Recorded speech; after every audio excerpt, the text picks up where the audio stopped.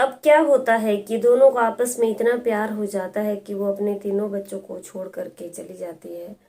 और जब वो अपने तीनों बच्चों को छोड़ करके चली जाती है तो घर से जेवरात और 1 लाख रुपए जो कि बकरी को बेच करके भी मिले थे और दिव्यांग की उसकी पेंशन भी आई थी, ये सारी रकम जो है वो 1 लाख हो जाती है। इसको बेच करके वो अपने साथ जो गहने जेवरात है उनको भी ले जाती है। लेकिन दूसरी साइड क्या होता है कि प्रेमी जो है वो उससे भी ज़्यादा चालाक निकलता है। जी हाँ दोस्तों, राधे श्याम, आदाब, नमस्कार। आप सब लोग कैसे हो? आई होप आप सब लोग बहुत अच्छे से होंगे, राजी खुशी से होंगे। आप सब लोगों को दोस्तों मेरे यूट्यूब चैनल पे बहुत ज़्यादा तहे दिल से हार्दिक अभिनंदन है। मेरे यूट्यूब चैनल का नाम है डेली न्यू क्राइम स्टोरी, जहाँ पे आपको क्राइम की आपराधिक कहानियाँ सुनने के लिए रोज मिलती हैं। नई नई कहानियाँ होती हैं जिनमें कई कहानियाँ कैसी होती हैं और कई कहानी कैसी होती हैं। तो चलिए दोस्तों, वीडियो को पूरा सुनना आप, मतलब वीडियो कहानी को पूरा सुनना, तभी आपको जो है वो मज़ा आएगा और पता चलेगा कि आखिर कहानी जो है वो है क्या। तो चलिए आज की कहानी का रुख करते हैं हम उत्तर प्रदेश के हमीरपुर से। उत्तर प्रदेश के हमीरपुर में भरुआ सुमेरपुर थाना इलाके की जो है वो एक कहानी है। एक बार फिर से बता देती हूँ कि उत्तर प्रदेश के हमीरपुर के भरुआ सुमेरपुर थाना इलाके के की जो है वो एक कहानी है, जहाँ पे क्या हुआ, चना निषाद की शादी जो है वो रेखा के साथ हुई थी। एक बार फिर से बता देती हूँ कि चना निषाद नाम का एक आदमी है जिसकी शादी जो है वो रेखा के साथ हुई है। रेखा जो है वो 45 साल की है। और अब क्या होता है कि इनके जो है वो 3 लड़कियां हैं और 2 लड़के हैं, 5 बच्चे हैं इनके। अब घर में बहुत ज़्यादा गरीबी है, बहुत ज़्यादा गरीबी का घर पे माहौल है। और चना निषाद जो है वो मजदूरी का काम करते हैं। अब क्या हुआ कि चना निषाद जो है वो अपनी पत्नी के साथ, रेखा के साथ 4 साल पहले धान काटने के लिए कानपुर के बिधनू में चले गए। मतलब वो धान काटने के लिए जो है वो अपनी पत्नी के साथ 4 साल पहले कानपुर के बिधनू नामक एक जगह है जहाँ पे वो धान काटने का काम करने लगे।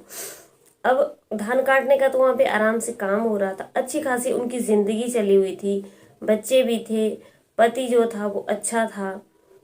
चना निषाद जो है वो एक अच्छा आदमी था, बेचारा मजदूरी करता था और अपने बीवी बच्चों का जो है वो पालन पोषण करता था। अब क्या होता है कि जब ये धान काटने चले जाते हैं तो वहाँ पे जो है वो रेखा की मुलाकात अपने से आधी उम्र के आदमी के साथ हो जाती है जिसका नाम होता है सुखवीर यादव। सुखवीर यादव की रेखा के साथ मुलाकात हो जाती है, दोनों में बातें होने लगती हैं और धीरे धीरे दोनों में जो है वो एक दूसरे के करीब आने लगते हैं। और आते आते ही दोनों में जो है वो प्रेम प्रसंग शुरू हो जाता है। इन दोनों का आपस में अफेयर चल जाता है। अब बता दें कि रेखा जो है वो एट प्रेजेंट में 45 ईयर्स की है, 45 साल की है, और सुखवीर यादव जो है उसे आधी उम्र का है। तो एज का काफ़ी गैप है। लेकिन अब क्या हुआ कि सुखवीर यादव जो है वो काफ़ी टाइम तक अभी इसके साथ बातचीत करता रहा। अब एक दिन क्या होता है कि जो रेखा है वो, उसके पति चना निषाद को जो है वो दिव्यांग की पेंशन मिलती थी और वो पेंशन और उसके घर में बकरी थी, बकरी को भी उसने, रेखा ने बेच दिया। और उसके बाद उसके पास गहने थे, कुल मिलाकर के 1 लाख रुपए इकट्ठा करके अपने घर से ले गई और फिर कभी वापस हट करके नहीं आई। पूरे उसको गए हुए हो गए 4 साल। अब 4 साल पहले ये चली गई थी उसके साथ, 4 साल पहले जो है वो उसके साथ चली गई थी। अब 4 साल पहले ये उसके साथ चली गई तो होता क्या है कि जब ये 4 साल पहले इसके साथ रहने के लिए चली गई तो अच्छी खासी इन दोनों का प्रेम जाल जो भी था वो आपस में चला हुआ था। अब 4 साल के बाद जो है वो सुखवीर यादव उससे पीछा छुड़ाने लगा। और पीछा छुड़ाने लगा तो उसने क्या किया कि उसको जो जिसे घास काटते हैं उसे उसकी गर्दन पर जो है वो प्रहार किया और उसको हमेशा हमेशा के लिए इस दुनिया से अलविदा कर दिया गया। और वो जो है वो ख़त्म हो गई। उसके ख़त्म होने के बाद उसका जो है उन्होंने अंतिम संस्कार वगैरह सब कुछ कर लिया। अब क्या था कि घर वालों को कुछ भी खबर नहीं थी कि रेखा के साथ क्या हो गया है।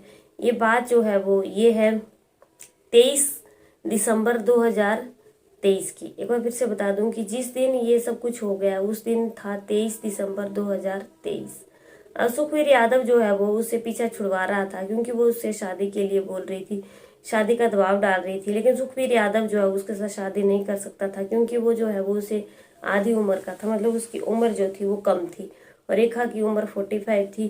तो दोस्तों आप हिसाब लगा सकते हो कि वो 22 साल का था, 22 से 23 साल के बीच का था, लेकिन वो उससे शादी नहीं करना चाहता था। अब क्या हो गया कि उसने अब उसके पति जो है चना निषाद ने पुलिस स्टेशन के कई बार चक्कर लगाए, गुमशुदगी की रिपोर्ट लिखवाने के लिए वो पुलिस स्टेशन भी गए, लेकिन पुलिस ने जो है उनको टरका दिया गया और पुलिस ने जो है वो उनकी रिपोर्ट दर्ज नहीं की।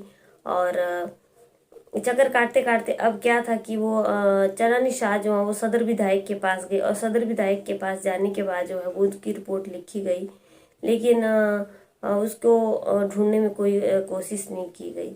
और जब फिर सदर विधायक के पास गए तो सदर विधायक ने जो है वो रिपोर्ट लिखवाई और फिर उसकी पत्नी को ढूंढने लगे। तो सर्विलांस के जरिए जो है वो सारे सबूत फिर इकट्ठे हो गए और पता चला कि 25 दिसंबर 2024 को जो है वो पुलिस उसकी पत्नी को जो है वो ढूंढने निकलती है, लेकिन पत्नी जो है वो 23 दिसंबर 2023 को इस दुनिया से हमेशा हमेशा के लिए जा चुकी है, जो कि इनको कुछ भी पता नहीं था। अब क्या होता है कि सर्विलांस के जरिए जो है वो पुलिस पता कर लेती है कि रेखा जो है वो इस दुनिया में नहीं रही है और वो जो है वो सुखवीर यादव के साथ रहती थी। और फिर पुलिस ने जो है सुखवीर यादव को भी पकड़ लिया। जब सुखवीर यादव को पकड़ लिया तो सुखवीर यादव से पूरी पूछताछ की गई। सुखवीर यादव ने जो है वो बताया कि वो उसके साथ शादी के लिए दबाव डाल रही थी, लेकिन वो उसके साथ शादी नहीं कर सकता था, जिसकी वजह से उसने उसे हमेशा हमेशा के लिए अपने रास्ते से हटा दिया। और वो जहाँ पे उसने उसका संस्कार किया था उस जगह पर भी लेकर के गए। पुलिस को वहाँ पे कुछ उसके अवशेष भी मिले, लेकिन सारी बात जो थी अब खत्म हो चुकी थी, वो थी नहीं। और उसको भी उसने जला दिया था। अब क्या था कि कुछ भी हाथ में नहीं था। जब लोगों को ये सारी कहानी पता चली तो लोगों के पैरों तले दोस्तों जमीन खिसक गई कि एक अच्छी खासी अपनी जो है वो जिंदगी में अच्छी खासी एक अपनी लाइफ में चलती चलती जिंदगी में जो है वो रेखा ने जो है वो खुद ही अपने हाथों से आग लगा दी, जिसमें अब बेचारे बच्चे जो है पीछे बिलख रहे हैं। एक बड़ी लड़की की उसने शादी कर दी थी क्योंकि गरीबी का माहौल था और बाकी बच्चे जो हैं वो पीछे अभी कवारे हैं। 4 बच्चे, एक बच्चे की शादी, एक लड़की की शादी कर ली है, 2 लड़कियां हैं 2 लड़के हैं। अब पिता जो है वो उनके दिव्यांग के चना निषाद जो है वो, लेकिन अब बेचारे बच्चे पीछे बिलख रहे हैं और माँ जो है वो जा चुकी है। माँ के गलत कर्मों का ही ये नतीजा था। अगर माँ के कदम ना बहके होते तो आज इस दुनिया में होती, क्योंकि किसी का कोई भी भरोसा नहीं कर सकते हैं दोस्तों। अब पुलिस क्या करती है कि पुलिस सुखवीर यादव को जो है वो पकड़ करके जेल में डाल देती है। लेकिन कहानी हमारी यहीं खत्म हो जाती है। पर दोस्तों कहानी से हमें क्या सीख मिलती है? कहानी से सिर्फ हमें यही सीख मिलती है कि जिंदगी में तुम्हारे पास पति है, तुम्हारे पास अच्छे खासे बच्चे हैं, जिंदगी तुम्हारी अच्छी चली हुई है, फिर अपने कदमों को गलत दिशा में बहका देना। अब रेखा ने अपने मौत को खुद ही आवाज लगाई थी। हालांकि सुखवीर यादव ने जो उसके साथ किया बहुत ही गलत किया और गलत की सजा तो काटनी ही पड़ती है।